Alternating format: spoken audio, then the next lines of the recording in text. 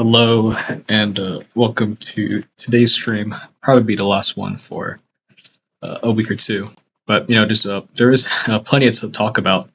Uh, of course, with what's going on with Silicon Valley Bank, and some of and the wonderful mismatch of or the like I guess like the bank run that did happen with them, as well as then the as ultimately all banks are the ultimate embodiment of the accounting formula of assets equals liability plus equity. And of course, if those two sides of the equation should equal, and if they don't equal, whether because your assets are going down and you can't reduce your liabilities, then right, something's clearly going wrong. But that's neither here nor there for today's stream, which by the title of the video is instead focused on. We were talking about uh, the book, The Luxury Strategy, which Punch Card Investor nicely did like not a summary because he doesn't list all of the principles, the 24 anti-laws, as the book puts it. But he does contextualize the principles in the context of LVMH, Louis Vuitton, saying it wrong, of course, but Louis Vuitton, Moët Hennessy, which is probably one of the more recognizable luxury brands out there, right? What's because you have like it's not like the master portfolio of a Louis Vuitton. Of course, you have Kering, which has Balenciaga, Gucci, which is also recognizable. And then, of course, you have all the other players from like Pandora, Burberry, uh,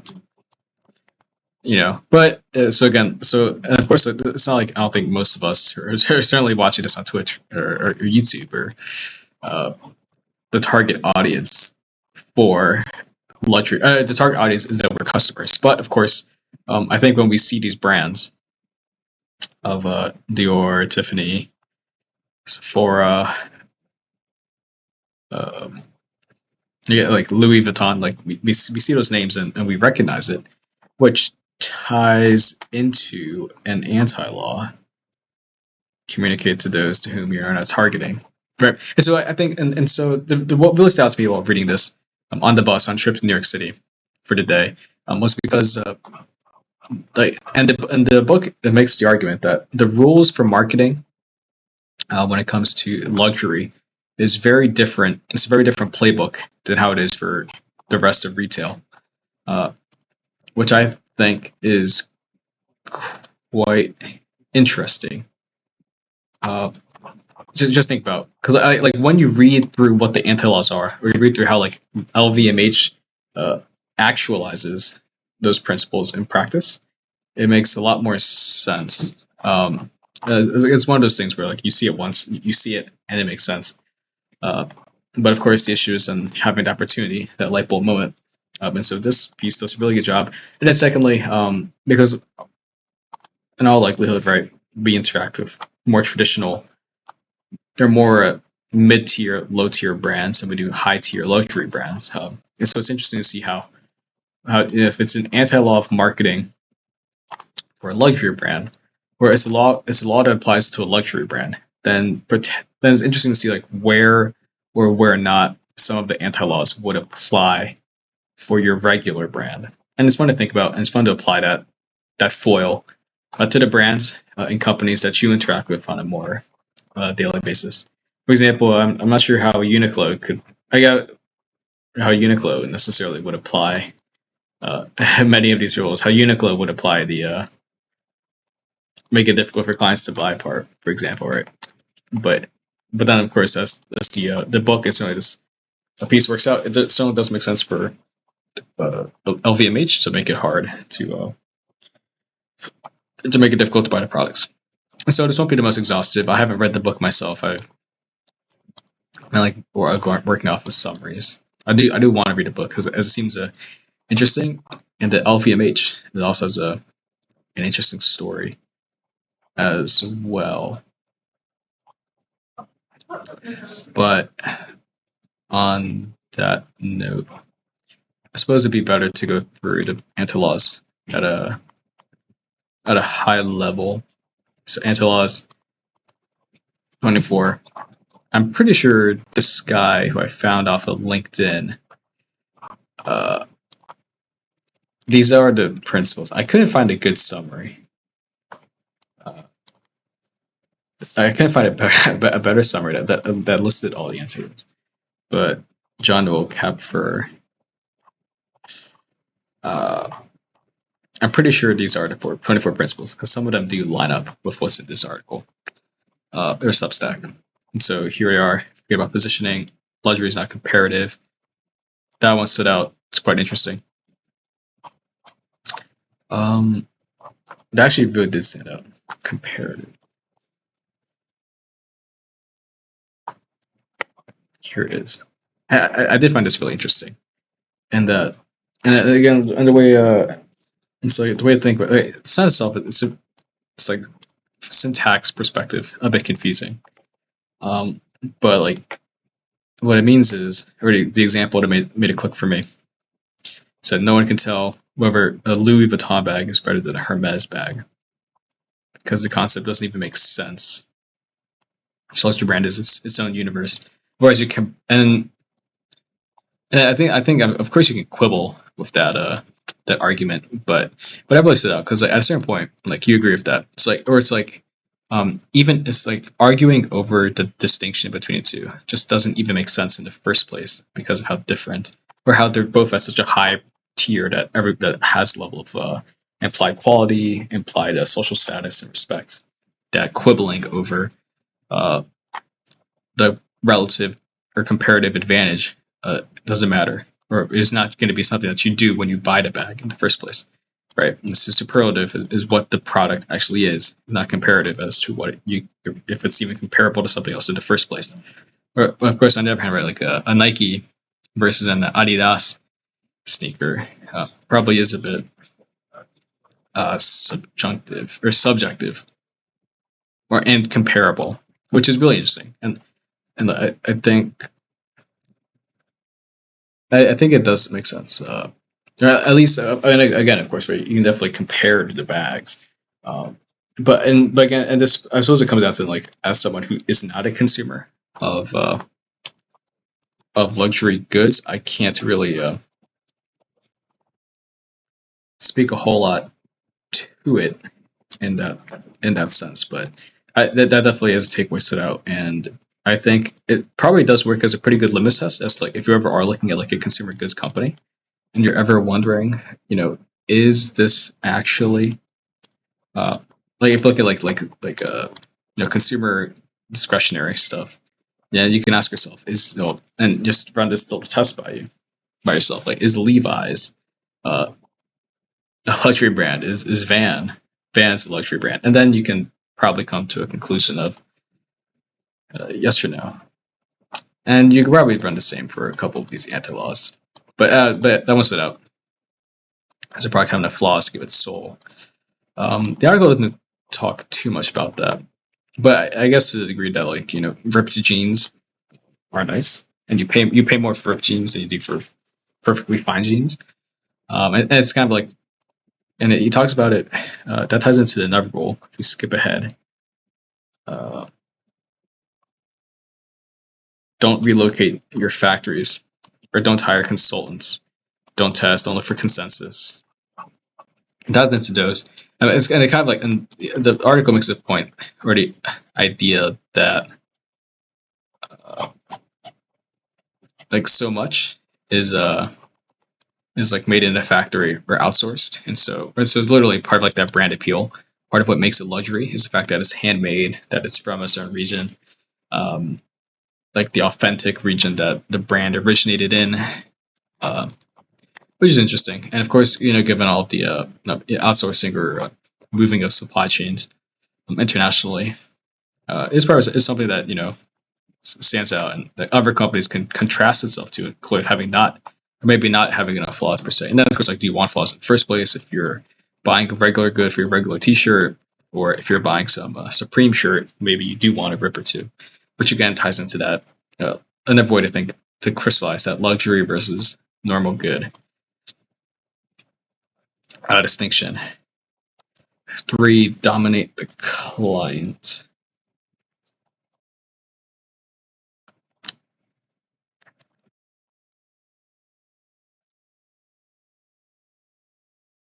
Maybe this list isn't the list 6. Yeah. Not too much to say to this, except that if you are a luxury brand, and there's certainly a level of commitment to be a part of a luxury brand, just like financially, it's a big part. But then secondly, it is in the sense that it's a commitment to wear one brand, and that you don't really see people with like Nike sneakers, but then the 3 stripes of Adidas hoodie on them at the same time, right? Because it's kind of like you do make a commitment, and in that sense, like you turn your client into like a walking billboard, as well as that client that makes a commitment to you, and not another brand. I won't say it's like a switching cost, because that's a bit. It'd be a bit facetious to say that for clothing, but it's something. Number 4 is really interesting, especially in the age of e-commerce and Amazon and same-day delivery, 2-day delivery, or like all these like flash sales of like Temu. It's really interesting. Like for luxury, you want to make it difficult to buy, which stands out. And I can't speak to personal experience of having found it difficult to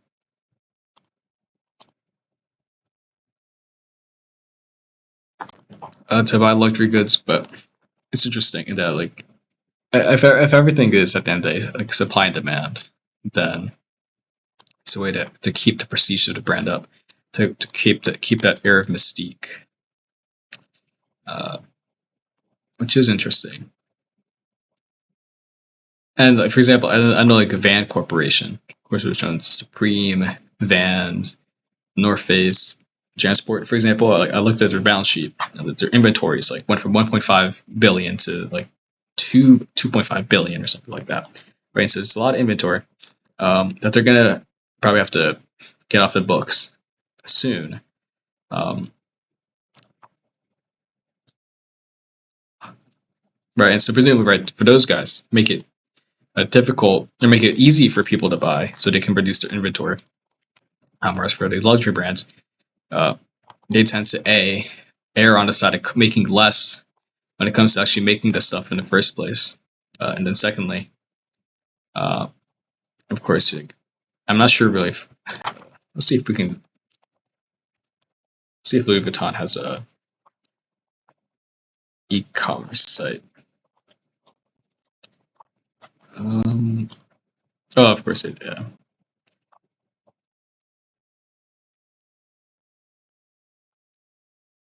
Yeah. The point still stands. But like you get the idea. It's not like they're trying to they're not doing Black Friday deals. Is the idea, as well as, of course, with like their like wait lists and the limited inventory for especially like the special runs of stuff they run, of like the limited edition bag from a special designer, right? It's not trying to maximize your dollar of revenue, but it's rather to for other intangible aspects. Of course, with the end goal of maintaining the luxury aura, because that luxury aura provides so many downstream benefits of that creates durability. And again, but the fact that these brands have been around for in some cases almost 2 centuries, creates that extremely strong position. Protect clients from non-clients. This is interesting because, especially of course, we all see sports like the billboards on like the side of a football match, on the side panels, or a soccer match. I found this interesting. Like Louis Vuitton sponsors the sailing event, but not a team. Hermes sponsors the horse race, but not a horse.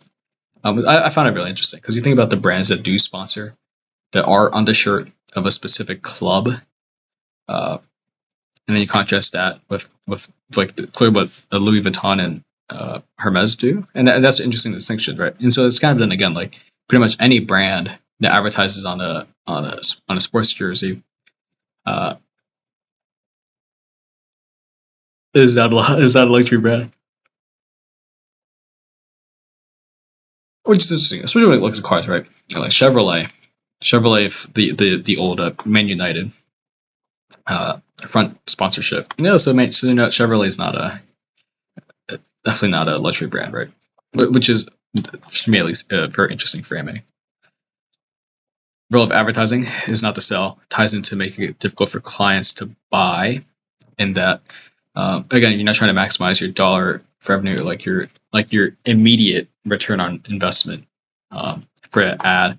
It's much more so to maintain that mind share, keep essentially functionally dominate the client by making it easier, more socially beneficial for that client to be part of your brand, to wear your products, to make sure that people know what your product is. I'm pretty sure most people do know what Louis Vuitton is, even if vast majority of them have never owned a Louis Vuitton bag. What you guys to that? Interesting idea. And that role of advertising on the sell ties really closely to communicate to those whom you're not targeting, which is just building that aura, just building that name recognition.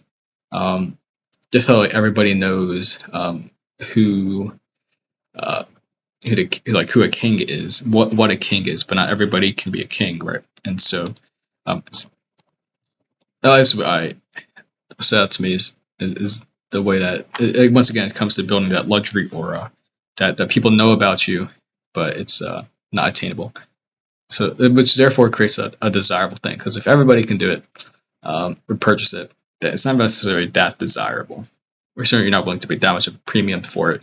Whereas with luxury, it's desirable because everybody knows about it and has positive reaction to it, but it's not attainable. Helps create that brand durability. Presumed price should always seem higher than the actual price.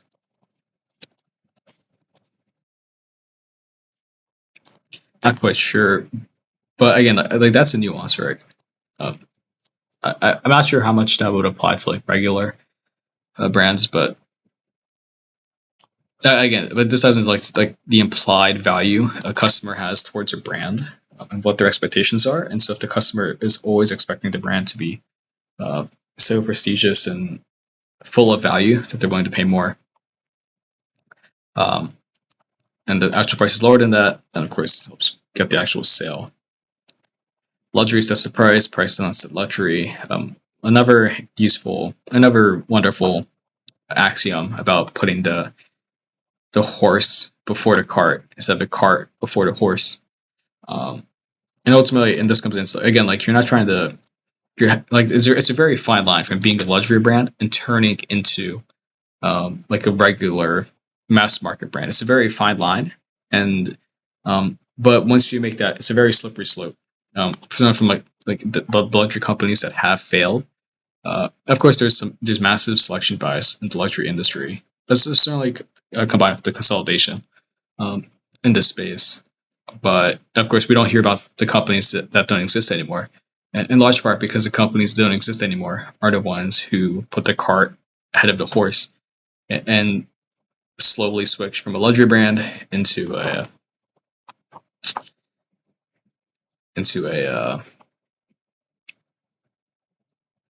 mass market brand.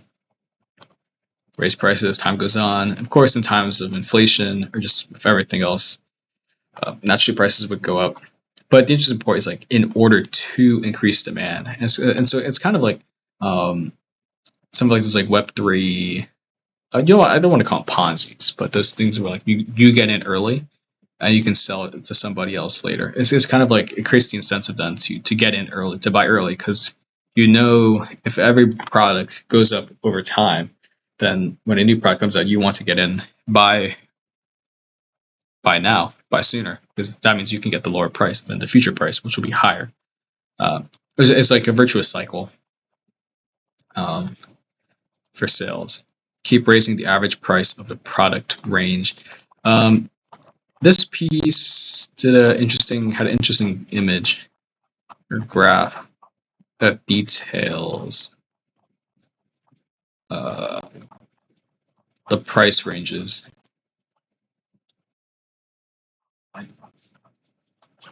Well, this illustrates like the price increase of handbags specifically, which highlights that.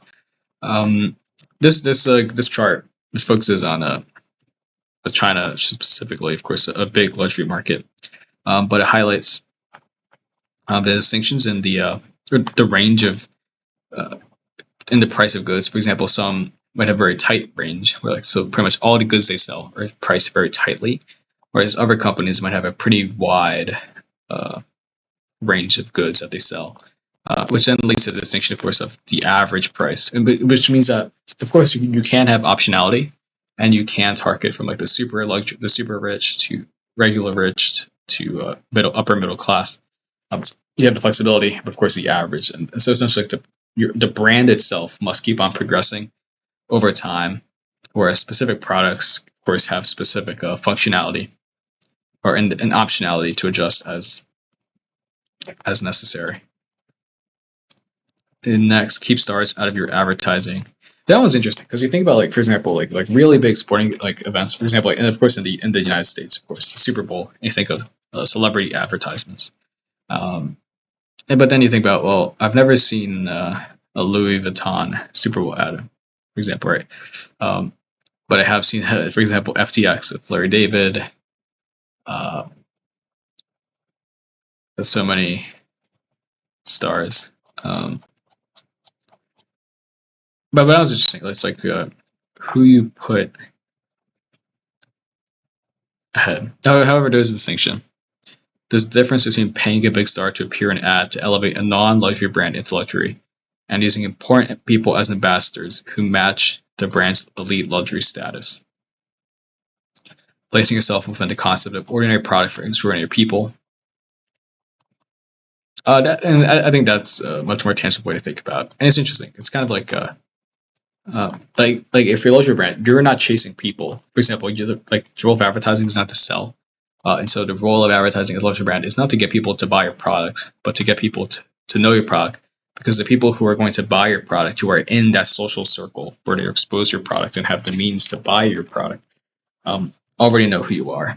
I guess it is kind of like the axiom, like those who aren't important will know about certain like schools or certain topics. It's kind of like that. That is how I make it come full circle. Of course, specific examples. For example, I found this to be insane.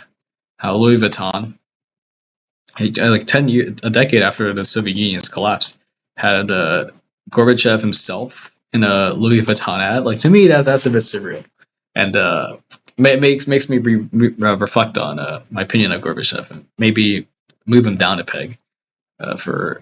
It was extremely surreal to see that. But again, like, it's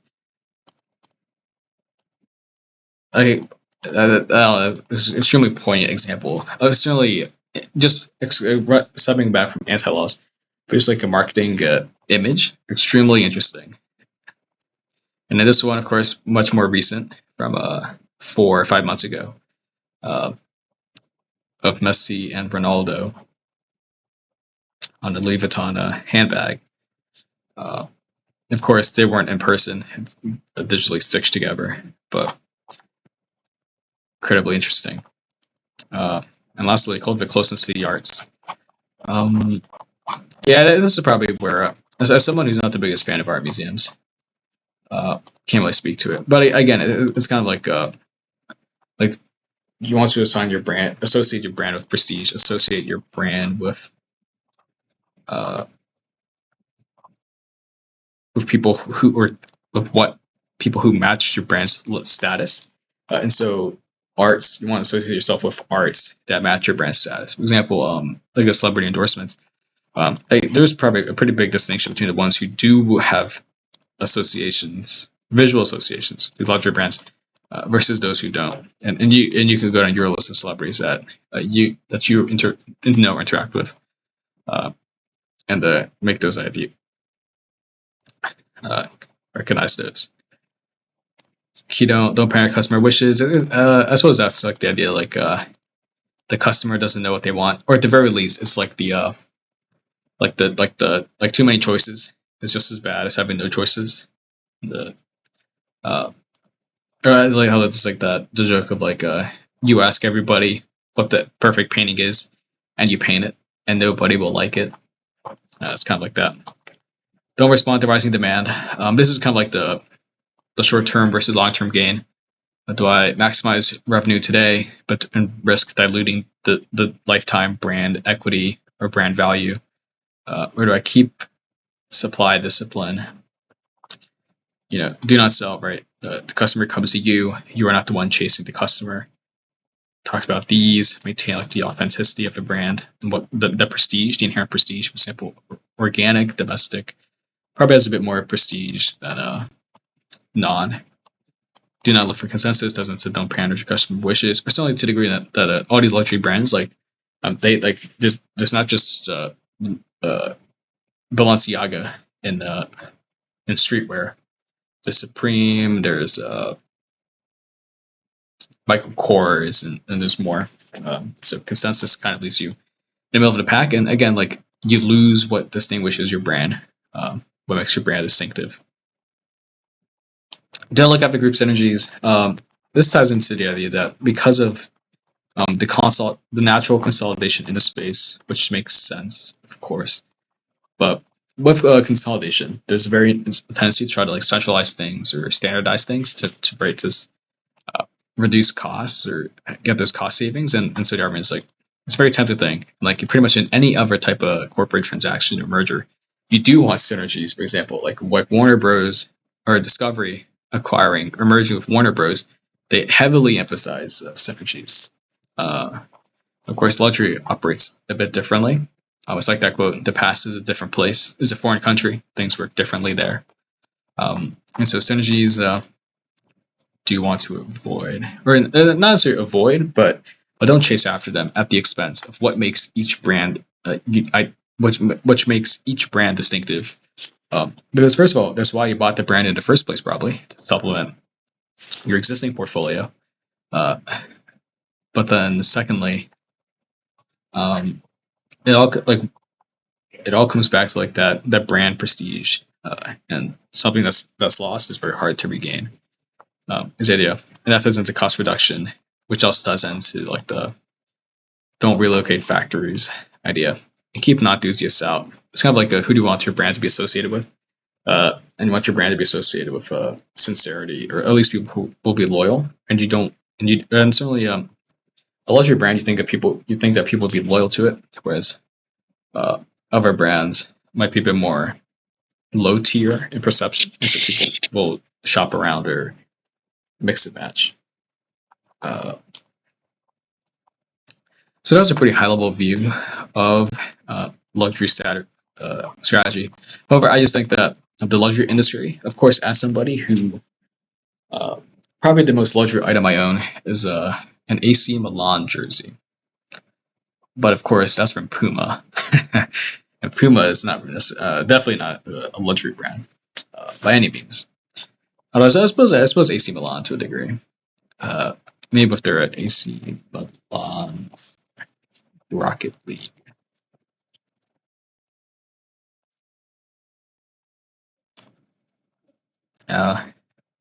These Rocket League jerseys were pretty nifty looking, but not one of those. But I think that the luxury industry, like especially LVMH, is a fascinating story and a fascinating company of how it was built. And it's like the luxury industry again, in the sense that we do interact with them in some way. Again, like we know what these brands are, as they're just being cognizant of how they operate, what makes them unique and stands out, and how they're different from the brands that we normally interact with. Is an interesting way to spend half an hour, and I do plan on. I definitely plan on reading the books themselves at some point in the near future.